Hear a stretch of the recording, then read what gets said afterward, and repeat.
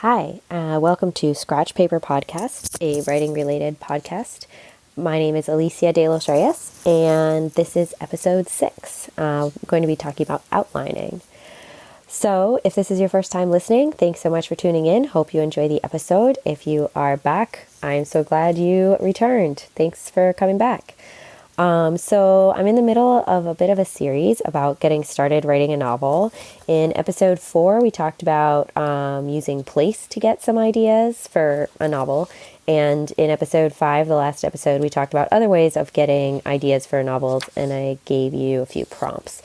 So now in episode 6, I am assuming that you have an idea for a novel. So if you don't, then this might be jumping the gun for you, but that's fine. You can still listen because I'm going to talk about outlining. But first, let me give you a quick update on my writing and reading. So I'm reading a lot more than I'm writing, but the book that I'm reading is really good. I'm reading the Passing Bells trilogy by Philip Rock. I don't think I mentioned him, the author last time, Rock, R-O-C-K. And it's actually been quite a long time since I read a male author that I enjoyed. So I'm very happy that I'm enjoying this one. Usually I feel like fiction or historical fiction from this particular time period often just involves male characters, but there's actually some female characters, which is cool. And they have interesting lives and do interesting things, though there are far more male characters. So that would be my one complaint. But yes, I'm reading the second one, which is called Circles of Time. It's a bit depressing because it's after World War I, and obviously that was a very sad time period, especially in England. And I am enjoying it very much. It's a really good book. One interesting thing about this book is that it's written in third person, and it's not third person close. So there's a couple of different ways you can write the third person.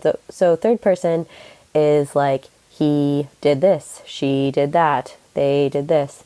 Whereas first person is I, and as a side note, second person is you, which is kind of weird to find, but sometimes people do it.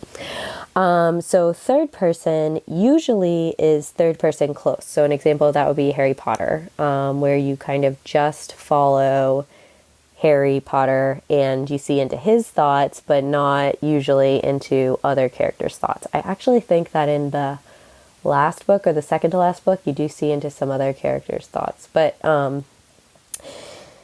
regardless, third person close is when you follow one character closely, and you could almost switch all the she's and he's to I's, and you'd have a first person narrative.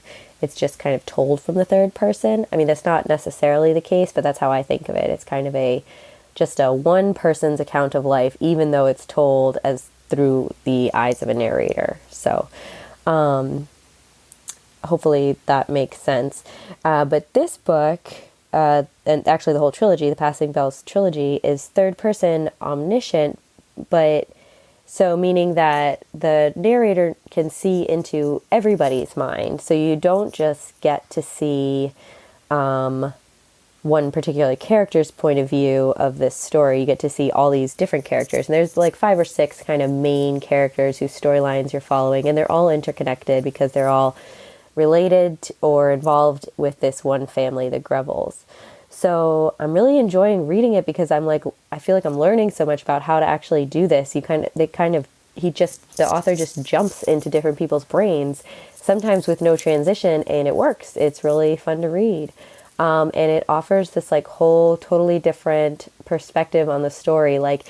Now we're in the post-war era, right? So after the Great War, after World War I, and there's this total new, democracy going on in England. There's flappers and kind of a middle class, and there's not so much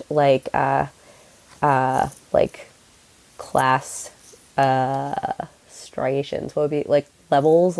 People don't care as much about class, but you still see kind of people trying to deal with that. So there's this one guy who's the count, or the earl, sorry, and he really does want to keep being an earl, but everybody's kind of laughing at him. So you get to see it from his perspective. You know, he's having all this trouble dealing with all these huge changes, which his life is totally turned upside down. But then you also get to see the younger generation kind of chuckling when he talks about how bad jazz music is and how he wishes he could have a driver again, things like that. So things like that. Anyway, so I'm reading that, the Passing Bells trilogy, highly recommend it. My writing, I finished the first chapter, as I mentioned, of revising Finding Lucy, the novel that I've been working on for quite some time. And I got a start on the next chapter that I need to revise. It's not as much fun as I hoped it would be because I'm just really tired of thinking about this particular character. I might have to take a break because actually mine is told from 3 different characters' perspectives, but they're all the first person. And I have to revise 2 of the characters' perspectives, 2 of those characters' chapters. So it feels like a really big job. Another thing I did, which was really dumb, was make a list of all the chapters just related to this one character that I need to revise. And it's like way more than I even thought. So that was a really, really not smart thing to do. And I wish I could undo it, but too late now. Now I have the list. Anyway, hopefully crossing off each of those chapters will be really satisfying. Hopefully it will also start going a bit more quickly because the chapters do get shorter, I know. Anyway, I'm still in the thick of it and hope to keep giving you updates about revising that novel. I have not written any more of the fun novel because I needed to work on revising because I would like to finish this novel and have it, get sent out again before I'm like 35. That would be awesome. Okay, so on to this week's lesson. So I said I was going to talk about outlining, and I am. I think outlines are fabulous. So quick, kind of introduction to outlining versus not outlining. So if you spent time on other writers' blogs or, I don't know, authors' blogs, you might have heard the term pantser versus outliner or planner. So I am definitely a planner or an outliner, meaning I plan my stories ahead of time. I write out what I plan to have happen in the beginning, middle, and end.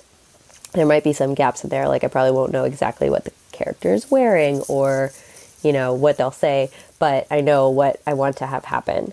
Whereas a pantser refers to flying by the seat of your pants, basically making up the story as you go along. So maybe you have an idea for a novel. Like my idea for my new fun novel is this woman who lives in Boston inherits a yarn shop in kind of the middle of nowhere, Massachusetts. So that would be your idea, right? And then you just kind of start writing. So you start writing, you write the part where the woman inherits the yarn store, and then you just keep going and see what happens. Kind of making it up as you go along, flying by the seat of your pants. So that are the 2 kind of camps for writing. I'm sure there are other ways to write novels. I haven't actually thought about that, but those are the 2 ways that I've heard of. If you have another way, I would love to hear what you do. If you have a different sort of methodology, please do leave a comment in the show notes, which are on my website, aliciadelostreyes.com. Anyway, so I don't think that one way is better than another. And to prove this, there are 2 rather famous authors, and they each use the different ways. So I mentioned Harry Potter before. J.K. Rowling, the author of all the Harry Potter books, she outlined all of the books in the entire series before she started writing her the first one in the series. So before she started writing Harry Potter and the Sorcerer's Stone, she wrote an outline that included every single book in the series, which is really a long series. So, and you can find her outlines online. They're very interesting to look at and really fun because if you know the stories, you can kind of see how everything matches up, and it's really cool. On the other hand, George R.R. Martin, the author of the Game of Thrones series, which is also a really long series, which I believe is still being written, he is a self-proclaimed pantser. So he does not have an outline. He does not know what's going to happen next. And it's kind of funny to know that about him if you've read any of his books, because he's kind of famous for killing off main characters. So it makes you wonder if he's just oh, this guy's going to die today. So yeah, so he has a really good little interview, you can look up on YouTube, about how he says, you know, like there's two kinds of story writers. One's like an architect and the other's like a gardener. And the architects kind of draw up the plans beforehand. They kind of know what they know what the building's going to look like. They may not know the color of every wall, things like that, but they know what they're aiming for. Whereas a gardener kind of plants the seeds, pours on some water, and waits to see what will happen. So I like his way of explaining outliners versus pantsers too. And now I realize that's where I got I don't know the color of my dress comment that I said before. Color of the dress of my characters comment that I said before. Anyway, so those are two really famous, really successful authors who have written a lot of books that take totally different approaches to their writing. So this is just to say there's no like, if you outline, you're not a real writer. If you're a pantser, you're not a real writer. Like, you can be whatever kind of writer you want. You could do some other magical way of writing too. I would love to hear about it, like I said. And you're still a writer. So I think outlining tends to get kind of like, I don't know, like that's like kind of, people who outline, I feel like are often feel like they're not real writers, or maybe sometimes feel like they're not real writers, because writing is supposed to be this kind of like inspired, momentous event that happens. You sit down and like magic comes out of your pen. But even if you outline, you still have to make up each individual sentence that you're going to put in your book. So it's not like you're removing all the inspiration, for one thing. Another is, I think that people who kind of make it up as they go along, they have to at least plan a little bit ahead, because they're not just like autodidacts, you know, they're not just like closing their eyes and like letting their hand do whatever it wants. Maybe they are, but anyway, so outlining, I think, gets a bad rap sometimes, but I am totally an advocate of outlining. I love it. So let me explain why I love it. I like it because even if I just have the seed of an idea, like I had this idea, I wanted to write about a woman inheriting a yarn shop. I thought that'd be a funny kind of premise. And even if I just have that kind of seed of an idea, if I sit down to write on an outline, I either realize I have more than just that idea in my brain, or I can kind of find ways to get into the story more instead of feeling a bit stuck. Sometimes I feel like, well, I don't really know like what will happen next. And if I outline, I feel like it gives me an opportunity to brainstorm what can happen next. But it also can help me unpack the things that I already have been mulling over in my brain, even if I haven't thought about them that fully yet. It also forces me to get past the imagining stage. I think I've mentioned before that having the blank paper is actually my favorite part, because I just can imagine what the story will be about and like kind of inhabit the places where my characters will live for a while, like a yarn shop. And I really love doing that, but an outline actually forces me to put something down onto that piece of paper, forces me to stop kind of dreaming and start writing. Which I don't think you have to do right away, but I think eventually at some point, if you do want to write a book, you will probably have to start writing it. So those are the two reasons that I really like outlining. To explain what my outline actually looks like, mine are not elaborate. So people make all different kinds of outlines, but mine tend to be a list of events or scenes. So when I say scene, I mean like something that you would see in a movie, like a few minutes in one place where the characters interact, something happens, and usually something changes. So I sometimes just list out those events. And there's probably going to be more, if I'm like writing out the outline for a novel, there's going to be more scenes that I have to write than just the ones that I write down, but I write down like kind of the big turning points, and everything else has to lead up to those turning points. If it doesn't, it's not like, it's going to be boring. So, yeah, that's how I do it. I just write a list, and I'll give you an example in a minute. You can also draw an outline. I think that could be cool, like a kind of storyboard. The book, The Immortal Life of Henrietta Lacks, the author of that, whose name I'm blanking on, Rebecca, I have it in my bookshelf. Anyway, she like actually storyboarded her story. I think she put like each scene on index cards, and this was a nonfiction narrative, but it was like a a narrative, like a story. So she wrote each scene on index cards and kind of moved them around until she liked the order. But you could also draw, like kind of make like a comic book of what you're going to write. You could make a mind map and then order things. So, you know, like where you put one big idea in the center and then all the other smaller ideas outside. So yeah, you can do all kinds of different ways of outlining, but I like to just make a list because I feel like that's the simplest way for me to just kind of get my thoughts on paper and get started writing. So I'll give you an example of what I'm talking about. The very first chapter of my novel, Finding Lucy, which I've talked about on here, it's a novel about a missing woman. It's told from the perspective of 3 women. So the sister of the missing woman, and her mother. And the very first chapter is actually a short story that I wrote. And I remember writing the outline for this really vividly. So I'm going to kind of describe it here. I had this series of events that I wanted to have happen. So first I should say the inspiration was I traveled where the main character in this story travels, Malaysia. And I stayed at a hostel called Beds KL, which was very nice.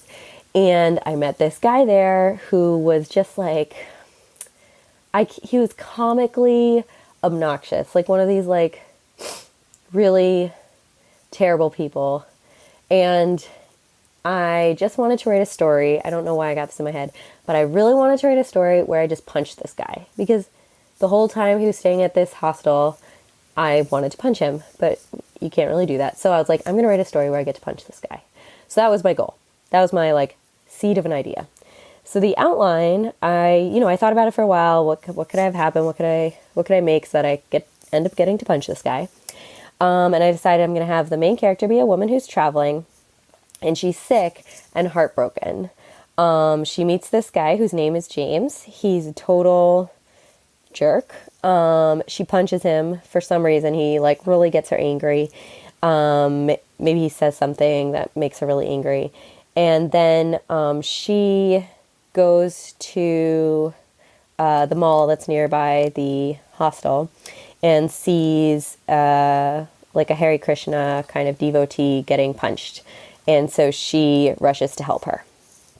So I think the Hare Krishna getting punched was kind of like a extrapolation, an alteration of something I did see, which was monks who were begging, getting kind of like harassed and yelled at, which is this kind of strange sight, because the monks in Kuala Lumpur, where I was, the capital of Malaysia, they actually beg all the time, and they can be annoying. They're not like, but they're monks. So anyway, seeing them getting harassed, it's this very like hard thing to see, but it's also, I don't know, you can sympathize with both parties in some ways. So anyway, I had this kind of like this idea, this plan. So those are the things that I wrote down.